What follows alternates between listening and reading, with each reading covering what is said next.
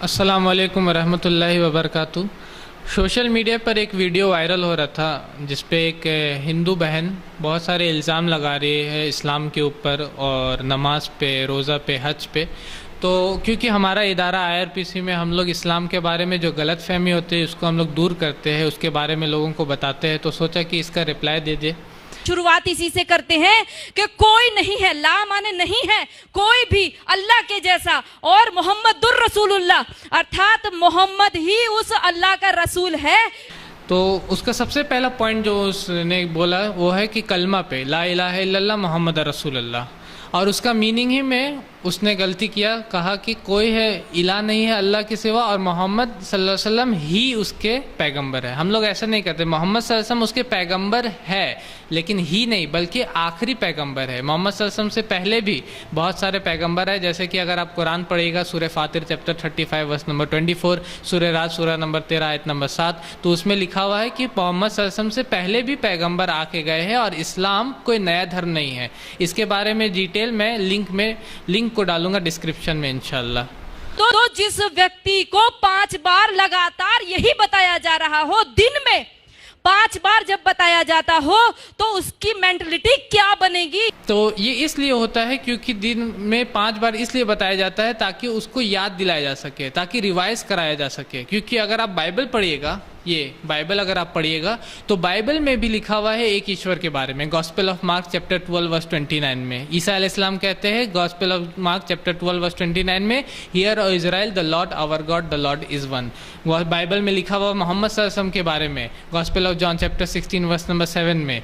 उसी तरह अगर आप पढ़िएगा हिंदू धर्म ग्रंथ, ये उपनिषद पढ़िएगा तो उपनिषद में Chandogya Upanishad chapter number 6 section number 2 verse number 1 में लिखा हुआ एकम एव द्वितीयम, एक ही ईश्वर है, दूसरा नहीं है। और हिंदू वेदांता का वेदांता है, हिंदू वेद का एकम ब्रह्म द्वितीय नास्ति नेह नास्ति किंचन, एक ही ईश्वर है, दूसरा नहीं है, नहीं है, नहीं है, जरा भी नहीं है। उसी तरह मोहम्मद सल्लल्लाहु अलैहि वसल्लम के बारे में भी अगर आप भविष्य पुराण पढ़िएगा, पर्व 3 खंड 3 अध्याय 3 श्लोक नंबर 5 से 8, तो उसमें भी लिखा हुआ मोहम्मद सल्लल्लाहु अलैहि वसल्लम के बारे में। लेकिन होता क्या है कि ये सब चीज़ लोग भूल जाते हैं, उनकी किताब में ये चीज़ लिखी हुई है। तो इस चीज़ को याद दिलाने के लिए, जैसे कि हम लोग जब अपने स्कूल में पढ़ते थे, मैं जब पढ़ता था तो उसमें 4 एग्ज़ाम होते थे, एक फाइनल एग्ज़ाम से पहले बहुत सारे 3 एग्ज़ाम और होते थे, ताकि आपको याद दिलाया जा सके कि आप क्या पढ़ रहे हैं। तो उसी याद दिलाने के लिए हमको दिन में 5 बार बताया जाता है कि एक ही ईश्वर है और मोहम्मद सल्लल्लाहु अलैहि वसल्लम उसके आखिरी पैगंबर है। वो वहां पर आयतों का पाठ होता है, और आयतें हम क्या समझते हैं, जैसे हम मंदिर में घंटा बजाए आते हैं वैसे उनकी नमाजें चल रही हैं। बिल्कुल गलत सोच है। वो नमाज इसीलिए पढ़ रहा है कि हमारा विनाश करना है, और नमाज में किसी के विनाश के लिए नहीं, नमाज में हम लोग किसी का बर्बादी या विनाश के लिए नमाज नहीं पढ़ते, बल्कि अपने अंदर की बुराइयों को दूर करने के लिए। जैसे कि हिंदू बहन हमारी बोल रही है कि नमाज में आयतें पढ़ी जाती है, तो हाँ, आयतें पढ़ी जाती है। कौन सी आयतें? अल्लाह ताला फरमाते कुरान में सूरह माइदा सूरह 5 आयत नंबर 90 में, या अय्युहल्लज़ीना आमनू इन्नमल खम्रु वल मैसिरु वल अंसाबु वल अज़लाम रिज्सुम मिन अमलिश शैतान, के ए ईमान वालों, शराब पीना, जुआ खेलना, ये सारे शैतानी काम है, इनसे बचो। तो जब हम नमाज पढ़ने जाते तो हमको शराब से, जुआ से दूर रहने को कहा जाता है। अगर आप उसी तरह इमाम साहब आयत पढ़ते हैं सूरह बलद सूरह नंबर 90 आयत नंबर 11 से 18 कि आपको भूखों को खाना खिलाना है। उसी तरह इमाम साहब आयत पढ़ते हैं सूरह नूर सूरह नंबर 24 आयत नंबर 30 कि आपको अपनी नज़रों को नीचे रखना है, बुरी नज़र से औरतों को नहीं देखना है। तो ये आयतें हम लोग को सिखाया जाता है। तो नमाज में हम लोग किसी जात की या किसी पर्टिकुलर ग्रुप ऑफ पीपल के विनाश के लिए नहीं, बल्कि अपने अंदर के क्रोध को, अपने अंदर की बुराइयों को, अपने अंदर के घमंड और अपने अंदर के लोभ को दूर करने के लिए हम लोग नमाज पढ़ते हैं। जब तक एक भी काफिर जिंदा है अल्लाह का काम रुकेगा नहीं। ये चीज़ भी एक बहुत ही बड़ी गलत फहमी है, क्योंकि अगर आप ये कुरान को पढ़िएगा तो अल्लाह ताला फरमाते हैं सूरह सजदा सूरह नंबर 32 आयत नंबर 13 में कि अगर हम चाहते, अल्लाह ताला कह रहे अगर हम चाहते तो हर शख्स को हिदायत नसीब फरमा देते। मतलब अगर वो चाहते तो हर कोई मुस्लिम बन जाता। उसी तरह अल्लाह ताला फरमाते सूरह नहल में सूरह नंबर 16 आयत नंबर 93 में कि अगर अल्लाह चाहते तो सबको एक ही रिलीजन, एक ही धर्म वाला सबको बना देते। लेकिन फिर टेस्ट कहाँ है? फिर अच्छाई और बुराई कहाँ है? फिर जन्नत और जहन्नम कहाँ है? इसलिए लोगों को अलग अलग ग्रोह में बनाया गया। लेकिन आप चाह करके भी सबको एक ही ग्रोह में नहीं बना सकते, क्योंकि अल्लाह ताला ऐसा चाह ही नहीं रहे हैं। तो ये चीज़ कहना कि जब तक एक भी हिंदू बाकी रहेगा तब तक उनका काम जारी रहेगा, कहीं भी कुरान में या हदीस में ऐसा नहीं लिखा हुआ है।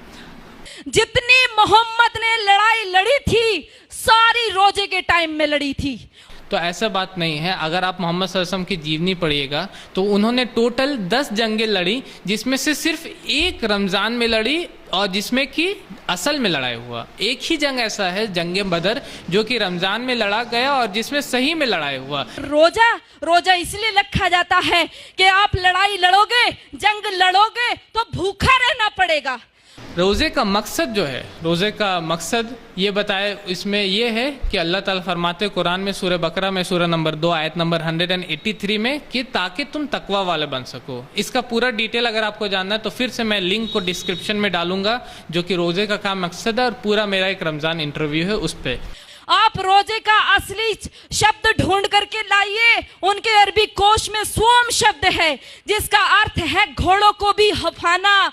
मेरे पास ये हैंड्सवेयर डिक्शनरी है, हैंड्सवेयर मॉडर्न रिटन अरबिक। इसमें मैंने सौम को देखा, सौम को खोला तो इसमें कोई भी ऐसा मीनिंग नहीं है कि घोड़ों को हकाना, बल्कि सौम का मतलब होता है रुक जाना, ठहर जाना, जैसे कि हम लोग ठहरते खाने पीने से और कुछ चीज़ों से रमज़ान के महीने में। 1400 साल से जिन लोगों ने केवल कत्लेआम मचाया हो, आज भी हम उनको धार्मिक कह रहे हैं। लेकिन अगर आप सही से हिस्ट्री को पढ़िएगा मुसलमानों का, तो आपको पता चलेगा मोहम्मद सल्लल्लाहु अलैहि वसल्लम के बारे में कि जब मक्का फतह हुआ था, जब मक्का का फतह किया उन्होंने, तो उसी जगह से जहाँ से उनको निकाला गया, मक्का से जहाँ पे उनको मारने की कोशिश किया गया था, उस जगह पे जब वो फिर से आ रहे हैं कॉन्करर बनकर, राजा बन करके, तब उन्होंने सबको माफ़ कर दिया और बोला आज के दिन तुम पर कोई मलामत नहीं। कुरान में अल्लाह ताला फरमाते हैं सूरह फुसिलत चैप्टर नंबर 41 आयत नंबर 34 में कि आप बुराई के बदला भलाई से दो। ईश्वर दयालु है, कृपा करता है, परंतु अल्लाह का आदेश है। कहाँ पढ़ोगे? कुरान पढ़ोगे। अल्लाह का साफ आदेश है, जो मेरे को नहीं मानता, जो जिब्राइल मिकाइल को नहीं मानता, जो मोहम्मद को नहीं मानता, वो काफिर है। तो मैं कुरान को खोलता हूँ और कुरान को खोलते साथ सबसे पहला जो यहाँ पर लिखा हुआ बिस्मिल्लाहिर्रहमानिर्रहीम, अल्लाह के नाम से जो अत्यंत कृपाशील और दयावान है। और जो आयत बहन पढ़ रही है वो सूरह बकरा सूरह नंबर 2 आयत नंबर 98 कि जो भी अल्लाह पे नहीं मानता है, जिब्राइल पे नहीं मानता है और रसूलों पे नहीं मानता, तो अल्लाह ऐसे लोगों का दुश्मन है। तो इसके पीछे एक पस मंज़र है कि यहूदी आते हैं मोहम्मद सल्लल्लाहु अलैहि वसल्लम के पास और कहते हैं कि जिब्राइल जो देवदूत है हम उसको नहीं मानते, हम उसके दुश्मन हैं। तो अल्लाह ताला फरमाते हैं कि जो भी जिब्राइल का, अल्लाह का और उसके रसूलों का दुश्मन है, तो अल्लाह ऐसे लोगों के दुश्मन होता है। जैसे कि अगर मैं अमेरिका जाऊं और कोई अमेरिकन मुझको मिलता है जो बोलता है आई हेट इंडियंस, मैं इंडियन से नफरत करता हूँ, मैं उनका दुश्मन हूँ, तो मैं बोलता हूँ कि जो भी इंडियंस का, इंडिया के लोगों का दुश्मन है, तो ऐसे लोगों का मैं भी दुश्मन हूँ। तो उसी पे अल्लाह बोल रहे हैं, ऐसा नहीं कि वो सारे लोगों के बारे में वो इसको कह रहे हैं। इनको घात लगा करके मारो। पढ़ो सूरा तौबा, पढ़ो सूरा अल बकरा। तो ये एक जंग की आयत है, जंग के दौरान ये आयत नाजिल हो रहा है। और सूरह तौबा सूरह नंबर 9 आयत नंबर 1, 2, 3, 4, 5 पढ़िएगा तो उसमें आपको पता चलेगा ये जंग की आयत है। और उसी के बाद में अल्लाह ताला फरमा रहे हैं। उसी तरह सूरह बकरा सूरह नंबर 2 आयत नंबर 191 सारा जंग का आयत है। जैसे कि अगर आप भगवत गीता पढ़िएगा, इस भगवत गीता में श्री कृष्ण कहते हैं चैप्टर नंबर 11 वर्स नंबर 32 में कि मैं लोगों का विनाश करने के लिए आया हूँ। तो इसका मतलब ये नहीं वो सारों का विनाश करते, बल्कि जंग के मैदान में वो कह रहे हैं कि जो पांडव के खिलाफ जो कौरव है उनका मैं विनाश करूंगा।